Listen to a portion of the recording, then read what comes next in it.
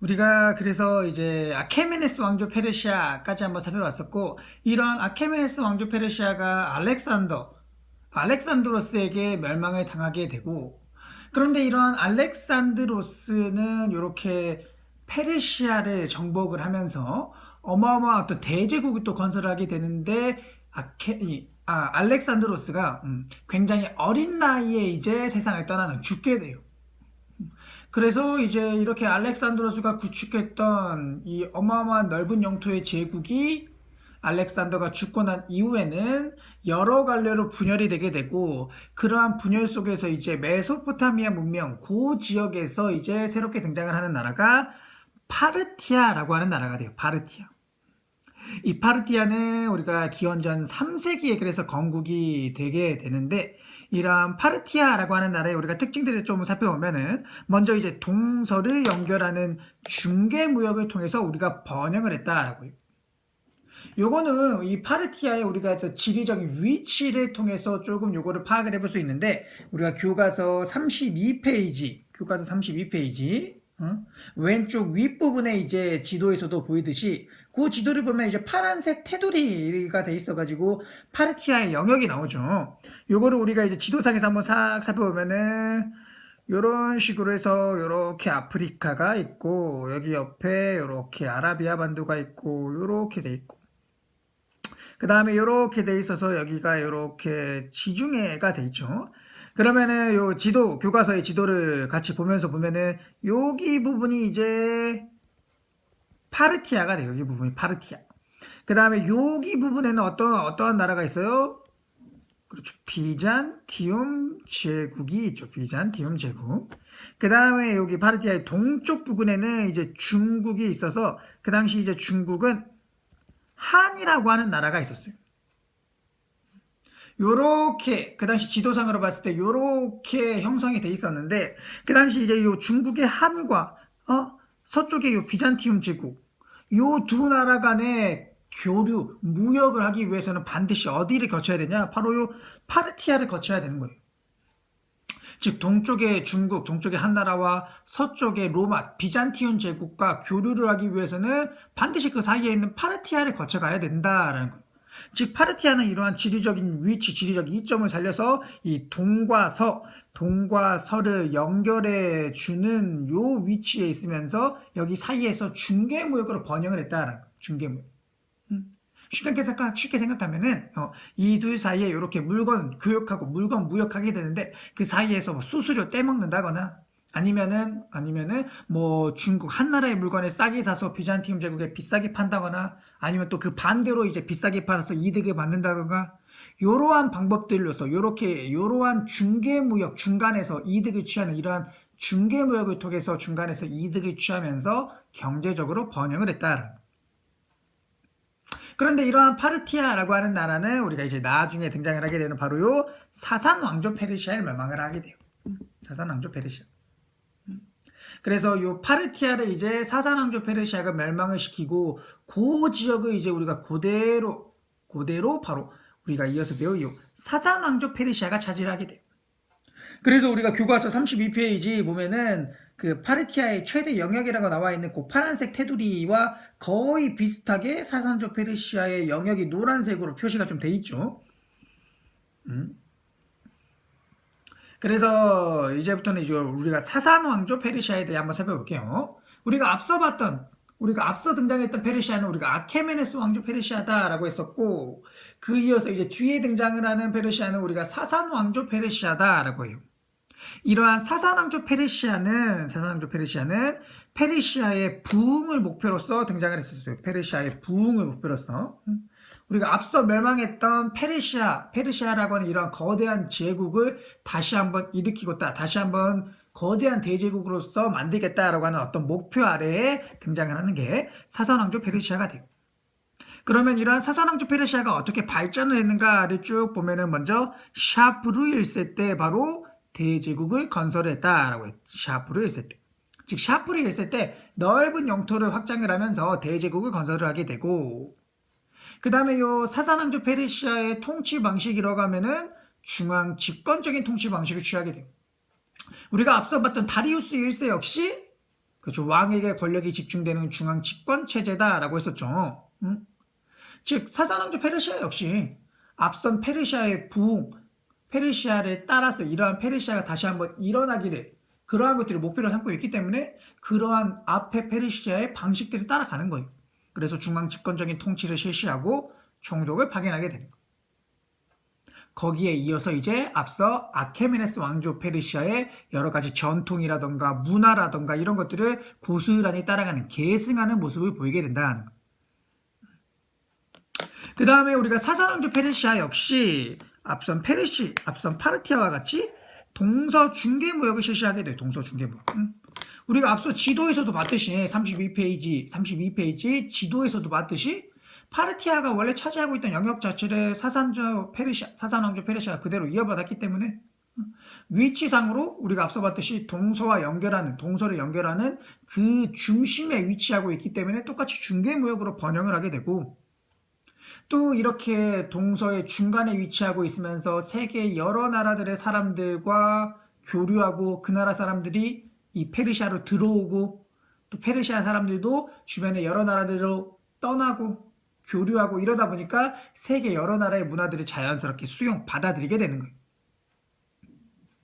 그 다음에는 이 사사왕조 페르시아는 바로 요 조로아스터교라고 하는 종교, 바로 요 종교를 그 당시 국교로 삼게 돼요. 국교로. 여기서 이제 국교로 삼는다라고 하는 것은 국가가 공식적으로 인정한 종교란 소리예요. 즉 조로아스터교라고 하는 이 종교를 사사왕조 페르시아는 그렇죠, 국가의 종교, 우리나라의 종교로서 공식적으로 인정을 했다라고 하는 소리. 이 조로아스터교는 우리가 앞서 봤던 아케메네스 왕조 페르시아 그때도 존재를 하고 있었지만 사사왕조 페르시아 때 가서야 바로 국교로서 인정이 되었다라는 거. 그러면 이러한 사사왕조 페르시아가 어떻게 멸망을 했냐를 보면은 주변에 있던 이 주변의 나라들 그 중에서도 요 비잔티움 제국과 주로 많이 다투고 전쟁을 벌이게 되고 이러한 상황 속에서 이제 집권층 즉 지배층 안에서 권력을 차지하기 위한 여러 가지 내분들도 벌어지게 되고 이러면서 나라가 조금 기울어가기 시작하다가 이제 이슬람 세력에 의해 멸망을 하게 돼요. 그 당시에 요 당시에 이제 아라비아 반도 쪽 지금의 사우디아라비아가 있는 이 아라비아 반도 쪽에서 이제 이슬람교를 믿는 이 이슬람 교도들이 하나로 힘을 합쳐서 똘똘 뭉치면서 요 이슬람을 전파하자, 요 세계를 이슬람교의 국가, 이슬람의 국가로 만들자라고 내세우면서 주변의 나라들의 침공을 조금 하게 되는데, 주변의 나라들과 다투게 되는데 그 과정에서 이제 사사왕조 페르시아가 멸망을 하게 된다는 거예요. 이렇게 해서 이제 페르시아, 아케메네스 왕조 페르시아와 사사왕조 페르시아가 어떻게 발전을 하고 어떠한 특징을 가지고 있고 멸망하는지까지 이 페르시아 제국에 대해서 우리가 한번 쭉 살펴봤어요. 그 다음에는 우리가 이제 페르시아 제국의 문화에 대해서 한번 살펴볼게요. 문화. 페르시아 제국의 문화. 우리가 먼저 살펴볼 건 바로 요 국제적인 성격을 가지고 있다라고 하는 이 부분을 조금 잘 봐야 돼요. 우리가 앞서 봤던 사사왕조 페르시아만 보더라도 동서 중개 무역을 실시하면서 세계 각지의 문화를 수용을 했다라고 했었죠. 즉 페르시아는 애초에 그 땅덩어리 자체가 워낙 넓으니까 인더스강, 아케메네스 왕조 페르시아 때는 인더스강에서부터 시작을 해서 저기 이집트, 그리스까지 이르고 있고 사사왕조 페르시아도 우리가 지도만 보더라도 엄청나게 넓은 영토를 차지하고 있다 보니까 애초에 가지고 있는 문화 자체가 굉장히 다양한 편이고 또 이러한 페르시아는 주변의 여러 나라들과 교류를 하면서 그들의 문화를 받아들이고 그러다 보니까 그렇죠. 약간 닫혀있는 어느 하나의 문화에만 국한된 게 아니라 여러 나라의 문화를 수용하면서 훨씬 국제적인 성격을 가지고 있다는 것. 또한 자신들의 문화를 다른 지역에 전파하는 모습도 이렇게 유럽이나 아시아에 전파하는 모습도 보이게 된다는 것. 그 다음에 페르시아 제국의 문화에 우리가 여러 특징들을 좀 살펴보면 먼저 건축부터 보면 건축 역시 이제 국제적 성격에 맞게 다양한 문화들을 받아들이면서 그들의 혼합된 모습을 보이게 되고 가장 대표적인 게 페르세폴리스 궁전이 되겠어요. 여기서 페르세폴리스라고 하는 것은 아케메네스 왕조 페르시아의 수도예요. 수도. 그 수도에 있는 궁전 건축에서 그 문화의 특징적인 모습을 살펴볼 수 있다. 요거는 우리가 교과서 32페이지 아래쪽에 보면은 뭐 궁전 입구의 문이라던가 이 궁전들의 약간 궁전들의 여러 이제 조금 모습들을 조금 보여주고 있으니까 요것들을 보면은 또 우리가 조금 알 수 있고, 그 다음에 이 페르시아의 여러 가지 문화들 중에서 또 유명했던 게, 그 당시 굉장히 유명했던 게 바로 공예품이에요. 공예품. 그 당시 페르시아는 금이나 은이나 유리와 같은 재료들을 가지고 요거를 정교한 기술을 가지고 조각을 해가지고 굉장히 정교하고 아름다운 공예품들을 만들어냈었어요. 이런 것들을 우리가 특히나 교과서 33페이지 보면 좀 볼 수 있어요. 교과서 33페이지 보면은 뭐 날개에 달린 황금 사자뿔 잔이라던가, 뭐 페르시아에서 만든 뭐 은으로 된 은병이라던가, 청동 그릇, 유리병, 그 다음에 뭐 은으로 된 접시들, 양탄자들, 막 이런 식으로 보이는데, 보면은 굉장히 정교하고 굉장히 세세한 어떤 조각들, 세세한 무늬들이 들어가 있죠. 뭐 일본의 날개 달린 황금 사자 뿔잔만 보더라도 금을 세세하게 조각을 해가지고, 막 날개도 굉장히 정교하게 조각이 돼 있고, 뭐 6번에 사산왕조 페르시아의 은 접시만 보더라도 굉장히 멋진 문양이 들어가 있고, 양탄자만 보더라도 굉장히 그 그림을 한 번에 또 딱 알아볼 수 있을 정도로 굉장히 정교하게 만들어진 제품들이 보이죠. 이렇게 다양한 재료를 가지고 정교하게 만들어진 공예품으로서 그 당시 페르시아의 이런 공예품은 전 세계적으로 굉장히 유명한 것이었어요. 그 다음에는 이제 페르시아의 문화 중에서 우리가 이제 페르시아의 종교였던 요 조로아스터교에 대해서 우리가 한번 살펴볼게요. 조로아스터교에 대해서. 이 조로아스터교라고 하는 거는 우리가 앞서 봤듯이 사산왕조 페르시아 때 페르시아의 어떤 국가적인 종교로서 인정을 받게 되는 그러한 종교인데, 이 조로아스터교가 왜 조로아스터교냐? 바로 조로아스터가 창시를 했으니까 라는 거예요. 그래서 조로아스터가 창시한 종교가 바로 우리가 이 조로아스터교이고, 이 종교의 우리가 특징들을 조금 살펴보면, 먼저 이제 유일, 즉 하나의 신앙, 한 명의 신앙 소리, 즉 유일신을 믿는 그러한 종교였고, 그 유일신이 바로 아후라 마즈다라고 하는 거였어요.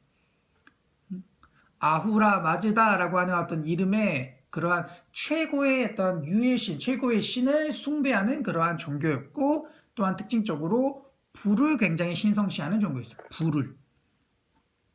불을 굉장히 신성시하는 종교. 그 다음에 이 종교에서는 이제 뭐 최후의 심판이라던가 천국과 지옥이 있다라고 하는 이러한 논리들, 이러한 사상들을 조금 내세웠었는데, 최후의 심판, 천국과 지옥, 우리가 보통 어떤 종교가 떠올라요? 어떤 종교? 그렇지, 크리스트교가 떠오르죠. 크리스트교에서도 하나님 믿으면 천국 간다. 하나님 안 믿으면은 인간은 죄를 진 존재이기 때문에 지옥 간다. 뭐 이러한 종교들, 이러한 사상들을 내세우잖아요. 그래서 뭐 최후의 심판, 천국과 지옥, 이러한 논리들에서 볼 수 있듯이 이 조로아스터교는 이렇게 크리스트교와 이슬람교에 영향을 주는 그러한 종교가 된다라고 하는 거예요. 그러한 종교.